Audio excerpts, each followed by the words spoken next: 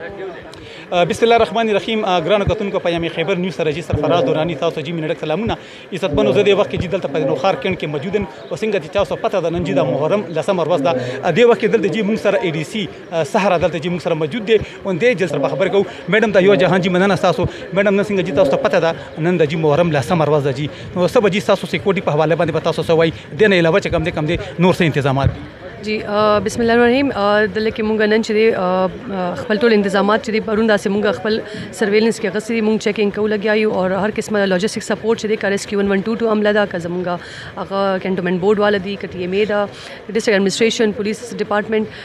سیول ډیفنس ټول محکمې چې کوم دي ټول دلته کې په الرټ باندې دي او مونږ دلته کې خپل فل انتظامات ورکړي دي دا 1.5 کیلومتر د زموږ پروسیشن روټ دی چې کوم ته مونږ تقریبا 30 سے 40 سرویلنس کیمرې لګولې دي اور امونږ مانیټر کو په کمانډ اینڈ کنټرول پوسټ کې ټایم ټو ټایم نو زموږ عمله الله کې موجوده ده اور زموږ دا فل تیاری دي چې ان شاء الله دا پروسیشن چې دا بخ پیسفولي چې د اختتام پذیر وشي جیګا ډیره مهرباني